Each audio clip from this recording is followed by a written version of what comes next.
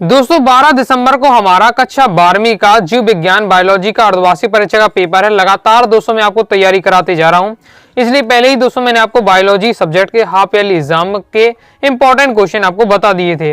I hope दोस्तों आपने तैयार कर लिए होंगे। अब दोस्तों हम क्या है पेपर के माध्यम से क्वेश्चन देख रहे थे। ओके, तो आपको ये पार्ट 1 आ चुका है, ये आपकी पार्ट 2 वाली वीडियो है। ओके, पार्ट 1 में दोस्तों मैंने आपको पूरे सही विकल्प बता दिए थे, रेगिस्तान की पूर्ति करवा दी थी, सही जोड़ियां, एक शब्द एक वाक्य में उत्तर, इसके साथ ही दोस्तों आपके 7 कवर करा दिए थे। और प्रश्न क्रमांक 6वें से लेकर हमने दोस्तों क्या है प्रश्न क्रमांक आपके 12वें तक कंप्लीट कर लिए थे। इस वीडियो में हमें क्या है प्रश्न क्रमांक 13वें से देखना है, जो कि जहां से हमारे क्या है 3 नंबर वाले प्रश्न स्टार्ट हो जाते हैं।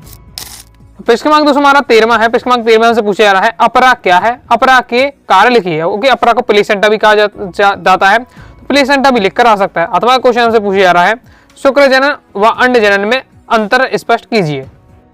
देख लेते दोस्तों सॉल्यूशन, ये आपका दिया हुआ अपरा क्या है, अपरा के कार्य लिखिए। तो ये आपका कंप्लीट सॉल्यूशन दिया हुआ है, तो इसकी शॉर्ट आप फास्ट ले सकते। पहले आपको अपरा बताया जा रहा है। ओके, गर्भ में स्थित भ्रूण तथा मात्र ऊतकों के बीच का अंतरण अस्थायी भौतिक संरचनात्मक क्रियात्मक संबंध जो भ्रूण के जैविक आवश्यकताओं की पूर्ति करता है अपराग कहलाता है। अपरा के बारे में फिर अपरा के कार्य क्या क्या दिए हुए हैं, तो वो आपका दिया हुआ कि अपरा भ्रूण को क्या पोषण में सहायक होता है, अपरा भ्रूण के श्वसन व उत्सर्जन में मदद करता है। इसकी शॉर्ट आप ले लीजिए। इसके बाद दोस्तों आपका एक और पॉइंट दिया हुआ है। अथवा दोस्तों हमारा क्वेश्चन है शुक्र जनन व अंड जनन में अंतर लिखिए। तो ये आपका दिया हुआ है, इंपॉर्टेंट है, अभी बोर्ड एग्जाम 22 में क्वेश्चन आ चुका है। शुक्र जनन अंड जनन में अंतर पॉइंट वाइज पॉइंट दिया हुआ है, तो तैयार आपको कर लेना है। कम से कम आपको क्या है 4 से 5 पॉइंट आपको तैयार करके रखना है, तो ये हमारा क्या है कंप्लीट हो जाता है। अब मैं आपको क्वेश्चन को क्या है डिटेल से समझा नहीं रहा हूँ, समझना चाहते हैं तो दोस्तों मैं आपको पहले ही बता चुका हूँ। तो आपको दोस्तों क्लास 12 बायोलॉजी 2025 के नाम से प्लेलिस्ट है, प्लेलिस्ट में जाकर क्रम से आप वीडियो देख लीजिएगा। वहां मैंने दोस्तों chapter wise chapter important question answer और इंपॉर्टेंट ऑब्जेक्टिव बताए और एक एक लाइन को अच्छे से समझाया है। आगे नहीं दोस्तों हमारा प्रश्न क्रमांक 14वां है मेंडल के स्वतंत्र अव्यूहन का नियम समझाइए। अथवा क्वेश्चन पूछे आराम से मनुष्य की हीमोफीलिया की वंशागति का वर्णन कीजिए। स्थिति है पीड़ित पिता एवं सामान्य महिला द्वारा उत्पन्न संतान है। सॉल्यूशन हम दोस्तों देख लेते हैं। मेंडल के दोस्तों आपका 3 नियम है, स्वतंत्र अभियन का नियम और आपका दोस्तों प्रभाविता का नियम, पृथक्करण का नियम। तीनों नियम आपको तैयार करके रहना है। तीनों में से कोई भी आपका कोई ना कोई नियम आता रहता है। ओके, तो ये आपका दिया है स्वतंत्र अभियन का नियम, तो यहाँ से आपको तैयार कर लेना है, एग्जाम्पल के साथ समझाना है। तो ये आपका दिया हुआ है। ओके, तो इसकी शॉर्ट ले सकते हैं आप, इसी बार से आपको लिखना है। और उसके बाद दोस्तों आपको ये डायग्राम रहने वाला है। ओके, अब सिंपल लैंग्वेज में आप इसको सिंपल डिजाइनिंग में आप बना सकते हैं। ओके, डायग्राम के माध्यम से आपको समझाना पड़ेगा। मेंडल का स्वतंत्र अभियन का नियम कंप्लीट हो जाता है। अथवा हमसे पूछे जा रहा है मनुष्य में हीमोफीलिया की वंशागति का वर्णन। अब इसकी कई सारी स्थिति हो सकती है। ओके, 4-5 स्थिति होती है, हर स्थिति में आपको सीख लेना है, समझ लेते हैं तो आप फिर क्या है रटना नहीं पड़ेगा, अपने हिसाब से आप लिख सकते हैं। ओके, तो ये आपका पहले दिया हुआ है मनुष्य में हीमोफीलिया की वंशागति का वर्णन बताया जा रहा है, किस प्रकार से होता है। ओके, समझ कर लिखेंगे तो आपसे बन जाएगा। ओके, ये रटने का टॉपिक नहीं है, समझ के करेंगे तो आप क्या है किसी प्रकार की 4-5 स्थिति होती है वो आपसे बन जाएंगी। इसके आगे दोस्तों आपका ये सॉल्यूशन दिया हुआ है। समझना चाहते हैं तो मैं चैप्टर वाइज चैप्टर इंपॉर्टेंट जब मैं आपको बताए थे तब मैंने आपको इसे टॉपिक को बता दिया था। ओके, तो वीडियो जाकर जरूर देखिएगा प्लेलिस्ट पर सेक्शन पर जाकर। इसके बाद दोस्तों हमारा प्रश्न क्रमांक 15वां है खाद व जैव उर्वरक में कोई 3 अंतर लिखिए। अथवा है जैव उर्वरक के रूप में सूक्ष्म जीव किस प्रकार कार्य करते हैं। खाद और एवं हमें जैव उर्वरक में 3 अंतर बताने हैं, तो ये आपका दिया हुआ है खाद और जैव उर्वरक में अंतर। ओके, एमपी बोर्ड एग्जाम 19 में क्वेश्चन आ चुका है, इंपॉर्टेंट है आपका, तैयार के करना बिल्कुल सिंपल है, पढ़ते ही आपको समझ में आ जाएगा। तो ये आपका दिया हुआ है, इसकी शॉर्ट आप ले लीजिए। आगे देख लेते हैं। नेक्स्ट हमसे क्वेश्चन पूछे जा रहा है जैव उर्वरक के रूप में सूक्ष्म जीव किस प्रकार कार्य करते हैं। तो इसका भी सॉल्यूशन आपका ये दिया हुआ है, तो इसे आप पढ़ के आप समझ लीजिएगा। आगे देख लेते हैं। इसके आगे दोस्तों आपका सॉल्यूशन ये दिया हुआ है, तो इसकी कंप्लीट स्क्रीनशॉट लीजिए। प्रॉपर समझना चाहते हैं तो इंपॉर्टेंट क्वेश्चन आंसर वाली प्लेलिस्ट जाइए, बायोलॉजी की देखिए। क्रम से दोस्तों आप क्या है एक एक क्वेश्चन को समझकर तैयार करते जाइएगा, बोर्ड एग्जाम की दृष्टि से सभी आपके महत्वपूर्ण क्वेश्चन है। आगे नहीं दोस्तों हमारा प्रश्न क्रमांक 16वां है खाद्य श्रृंखला का वर्णन कीजिए। अथवा में क्वेश्चन हमसे पूछा जा रहा है पारिस्थितिक पिरामिड क्या है, ये कितने प्रकार के होते हैं लिखिए। तो दोस्तों खाद्य श्रृंखला का वर्णन करना है, तो ये आपका दिया हुआ खाद्य श्रृंखला के बारे में, ये भी आपका बोर्ड एग्जाम में आ चुका है, बहुत ज्यादा इंपॉर्टेंट है। खाद्य श्रृंखला के बारे में सब टॉपिक को थोड़ा समझ लीजिएगा, तो आप समझ लेते हैं तो अपनी भाषा में आप लिख सकते हैं, पर कोई दिक्कत नहीं होगी। आगे देख लेते हैं। इसके आगे आपका ये दिया हुआ कि जल्दी ये वाला आपका चैप्टर रह गया, तो उसको मैं आगे आपके हाफ ईयरली एग्जाम के बाद समझाकर आपको बता दूंगा। ओके, ये हमारा कंप्लीट हो जाता है। आगे नेक्स्ट हमसे क्वेश्चन पूछा जा रहा है पारिस्थितिक पिरामिड क्या है, ये कितने प्रकार के होते हैं आपको समझाना है। तो ये आपका दिया हुआ पारिस्थितिक पिरामिड के बारे में, तो इसको दोस्तों आपको अच्छे से तैयार कर लेना है। स्क्रीनशॉट आप ले सकते हैं। पूरा थ्योरी के रूप में दिया हुआ है, तो आपको क्या है नॉर्मल तरीके से आप पढ़ेंगे तो आपको डिफिकल्ट लगेगा। पहले आपको टॉपिक को समझ लेना है, तो फिर आपके लिए ये क्या है, ये टॉपिक पूरा ईजी हो जाएगा। इसके आगे आपका ये रहने वाला है, कंप्लीट हो जाता है। आगे देख लेते हैं। लाइक और शेयर ठोक दीजिए, महाकाल का लाइक और शेयर ठोक दीजिए। पूरा साल मेहनत करता हूँ आपके लिए बेटा, ऐसा नहीं चलेगा, ऐसा नहीं चलेगा। आगे देख लेते हैं। आगे दोस्तों हमारा प्रश्नांक 17वां है। ओके, अब यहाँ से दोस्तों हमारे 4 अंक वाले प्रश्न स्टार्ट हो जाते हैं। तो स्वपरागण व परपरागण में अंतर स्पष्ट कीजिए। अथवा हमारा क्वेश्चन है, एक प्रारूपिक पुष्प के अनुदैर्ध्य कार्ड का नामांकित चित्र बनाइए। तो दोस्तों स्वपरागण और परपरागण में अंतर इस प्रकार से आपका दिया हुआ है, इसकी शॉर्ट आप लीजिए, इंपॉर्टेंट है।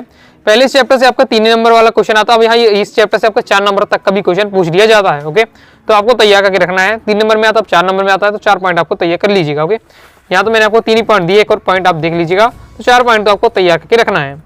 आगे देख लेते हैं। आगे नेक्स्ट आपको एक प्रारूपिक पुष्प की अनुदैर्ध्य कार्ड का नामांकित चित्र बनाना है, तो इस प्रकार से आपका रहने वाला है, प्रैक्टिस कर लीजिएगा। साथ ही एक प्रारूपिक आवर्त बीजी बीजांड का भी आपको डायग्राम देख लेना है। आगे देख लेते हैं। आगे बढ़ने से पहले दोस्तों बताना चाहूंगा, अगर दोस्तों आप क्लास 12 बायोलॉजी सब्जेक्ट की प्रॉपर तैयारी करना चाहते हैं, all chapter PDF notes hand written, साथ ही all chapter important question answer, all chapter objective question answer, previous year paper, model paper के साथ पूरे प्रैक्टिस करना चाहते हैं, क्लास 12 बायोलॉजी सब्जेक्ट की तैयारी करना चाहते हैं, अनुराग सारी क्लासेस से क्लास 12 बायोलॉजी कोर्स को ज्वाइन कर सकते हैं। जो all chapter important question answer, all chapter objective question answer आप देख रहे हैं, टाइप करके पूरा मटेरियल आपको मिलने वाला है। ओके, पीडीएफ मटेरियल रहेगा, कम समय में आप क्या है अच्छे से तैयारी कर पाएंगे। तो दोस्तों कोर्स को दोस्तों ज्वाइन करने के लिए 90 39 53 44 79 इस दिए गए व्हाट्सएप नंबर पर मैसेज करके कोर्स के बारे में जानकारी ले सकते हैं और कोर्स को ज्वाइन कर सकते हैं।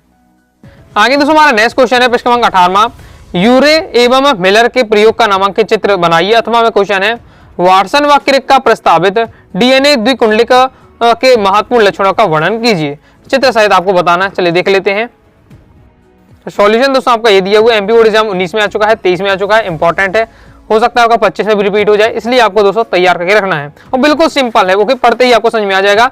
ये आपका अध्याय 6 विकास वाले चैप्टर से लिया गया है। ओके, तो अध्याय 6 विकास वाले चैप्टर की आप क्या है इंपॉर्टेंट क्वेश्चन वाली वीडियो देख लीजिएगा, आपको उसमें मैंने आपको बेहतरीन तरीके से समझाया है। ये आपका रहने वाला डायग्राम एक बार आपको प्रैक्टिस कर लेने हैं। ओके, तो इसी छोड़ लीजिए, मेन तो आपका पेपर में डायग्राम ही पूछा जाता है, तो डायग्राम की प्रैक्टिस जरूर कर लीजिएगा।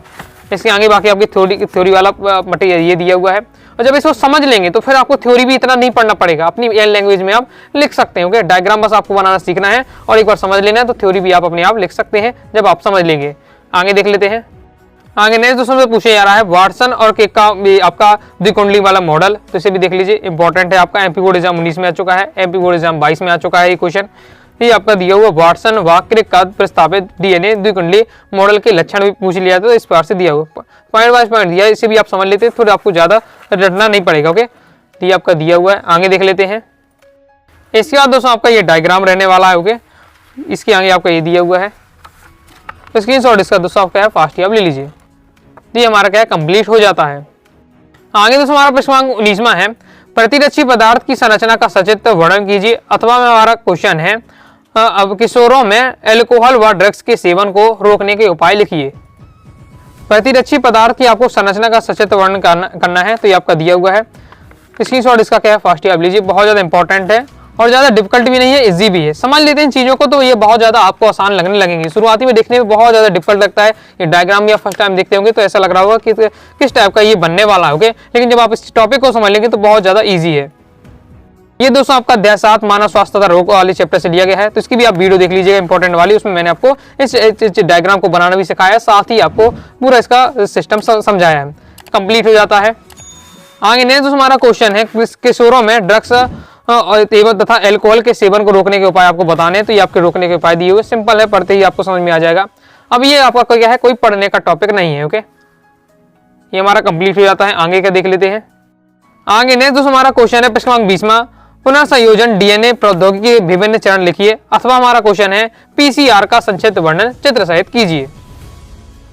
पुनर्संयोजन डीएनए प्रौद्योगिकी के विभिन्न चरण आपको लिखने हैं, तो ये आपके दिए हैं विभिन्न चरण, तो स्क्रीनशॉट आप इसका ले लीजिए फास्ट ही। ओके, इसके आगे आपका ये दिया हुआ है यहाँ से, ये आपके विभिन्न चरण पॉइंट वाइज पॉइंट दिए, मैंने यहाँ आपको हेडिंग आप तैयार कर लेते तो भी आपका काम हो जाएगा, बाकी एक एक लाइन का इसमें समझाया जा रहा है।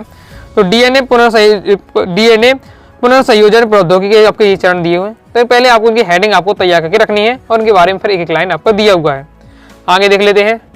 आगे नेक्स्ट हमसे अथवा पूछा जा रहा है पीसीआर का संक्षिप्त वर्णन करना है। बहुत ज्यादा महत्वपूर्ण क्वेश्चन है। एमपी बोर्ड एग्जाम 20 में आ चुका है, 22 में आ चुका है, 24 में आ चुका है, इस बार से दिया हुआ है, तो तैयार तो आपको होना चाहिए। ओके, तो पॉलीमरेज श्रृंखला अभिक्रिया यानी पॉलीमरेज चेन रिएक्शन। ओके, ये आपका दिया हुआ है सिंपल लैंग्वेज में। आगे देख लेते हैं। इसके आगे दोस्तों आपका ये आपका सॉल्यूशन दिया हुआ है, ये आपको फिर डायग्राम बनाना है उसमें। ओके, तो अच्छे से आपको तैयार करना है। इसको भी मैं आपको पूरा समझा चुका हूँ। ये दोस्तों आपका अध्याय आपका 9 है, जैव प्रौद्योगिकी सिद्धांत वाला चैप्टर है, तो इसे उसमें आप वीडियो देख लीजिएगा। तो उसमें मैंने आपको ये सभी टॉपिक बताए हैं। पुनर्संयोजन डीएनए प्रौद्योगिकी की चरण भी बताई है, साथ ही आपका पीसीआर को भी समझाया है। कंप्लीट हो जाता है। इस प्रकार से दोस्तों हमने कहा कंप्लीट प्रश्नों का सॉल्यूशन देख लिए। जितने क्वेश्चन बताए हैं सभी क्वेश्चन दोस्तों आपको तैयार करके रखना है।